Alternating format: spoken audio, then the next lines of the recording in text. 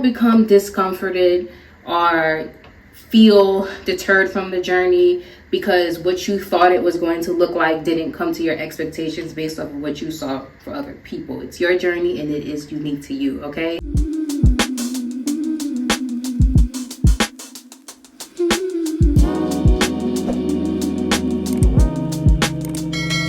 Hey babes, and happy Saturday. If you are new, my name is Captain Alexandra. I am in the middle of getting ready. I am going to a all-white party tonight. I know, mad Caribbean, but I wanted to talk to you guys about some things while I was getting ready. And I have a question before I even get into the video. What is you guys' routine for getting ready? Is it outfit, then hair, then makeup? Is it makeup, outfit, then hair? Like, what's your routine? Because for me, it's hair, then makeup, then I get dressed. Well, in this case, actually, for me, it's really hair, makeup, eat, and then get ready. Because one thing my mom taught me growing up, she always said, you never show up to someone's house, you never show up to an event on an empty stomach, just in case the food not there or the food not good. So I'm gonna do my hair, I'm gonna do my makeup, I'm gonna eat a little something, and then I'm gonna get dressed, and then I'm gonna head out for the evening. So right now I'm gonna go ahead and start styling my hair. I'm gonna put my hair up in a high bun. And if you guys have already taken a look at the title of this video, I know you're thinking like, what the heck are you talking about? And I just want to start off by saying, like, if I am your favorite loc influencer, please continue to follow me. Like, do not unsubscribe, do not unfollow me on TikTok or Instagram. Like, continue to follow me. And if you are new, make sure that you subscribe and follow me across all of my platforms.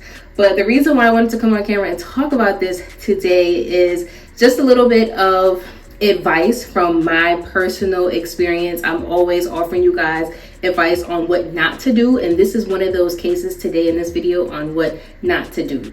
So talking about loc journeys and just stressing the importance that it is your journey. And this kind of goes back into what I was talking about in the video that I actually posted last week, where I was talking a little bit about my fitness journey. And I was saying that the beautiful thing about embarking on a journey, any journey, is that it is your journey and that it is unique to you. No one can take that away from you. So similar to some of the things that I shared in that video about embarking on journeys, ties back into what I want to talk about today. In this context, it will be about locs and starting your loc journey. And just reminding you all again that your loc journey is your loc journey. It's a very exciting journey. It can be sometimes for some people it can be a little uncomfortable. It can cause us to like be reflective and face things about ourselves and embracing our natural beauty in a way that we may have not ever been able to do before or never felt comfortable doing before. And I wanted to kind of just follow up that conversation with the idea that, you know, a part of it being your journey is also that you don't want to base your expectations of your loc journey on loc influencers and the people that you follow, the people that you go to for inspiration, right? I think there is comfort in community, and this is what I said before, and it is great that we have all these platforms where we can go out there and find other, you know, natural hair influencers, loc influencers, you know, Black women that look like us, that are doing the things that we aspire to do, and we can create community around it. I think that's a beautiful thing, and that's what my platform is all about. But the reason I wanted to kind of share the importance of just remembering that it is your loc journey and to not base your expectations on what you see is that it takes me back to the 20 teens. I too kind of went through a very similar experience back when I had loose natural hair. During the 20 teens is when like the natural hair community, like it was booming. Like we saw so many natural hair influencers pick up and shine on like YouTube and Instagram. And as somebody who has always had natural hair their entire life, I greatly benefited from that natural hair community and that movement just because, one, it was refreshing to just see other Black women embracing their natural hairs. It also allowed me to kind of tap into and see like, wow, what are the things that can be done with my hair? Because when that natural hair movement emerged in the 20 teens, I was like 18, 19 years old. Like I was fresh out of high school. And when I was in high school, like baby, I was always pressing my hair. Like my hair was fried, dyed, and laid to the side. I always kept my hair pressed, and eventually I experienced breakage. So when I went into college, When I started college, that is when that natural hair movement emerged, and I learned to kind of like take care of my hair again and not rely on just always keeping my hair pressed. I learned how to do like different styles with my hair. And one thing during that time that became so popular was coconut oil. I remember coconut oil was like a natural hair staple. I had so many natural hair influencers that I looked up to that were using it. So I was like, okay, you know, they say that they're using it on their natural hair. From what I could see from the camera screen, like their hair texture and type, it looks similar to mine. You know, they say they have 4B, 4C hair, so do I. They say they have low porosity hair. I think I have low porosity hair too, and it works well for them. So let me go ahead and use coconut oil and let me try to, you know, base my routine off the products that they use too. I remember I went to Whole Foods and I got the, what's it called? The cold press coconut oil. And I tried to use coconut oil in my hair, and that thing did nothing for my hair. I'm talking about, like, I would put coconut oil on my hair and try to do a twist out, and the oil would just like sit on my hair. Like, my hair was not absorbing it. I was like, but so-and-so that I follow that I really like, they say that they use this and it works well in the hair, so it has to work well for me. So I continued to keep using this stuff in my hair, even though I knew it was doing nothing for my hair. My hair was dry like the Sahara Desert. I'm talking sandpaper, like you pulling wool. Like, my hair was so dry, it was doing nothing for me, but I still continued to try to force my hair to use this product and like it, even though it was doing absolutely nothing for my hair. So eventually, like, I came to my common sense and I was like, Kat, like, you got to do your research.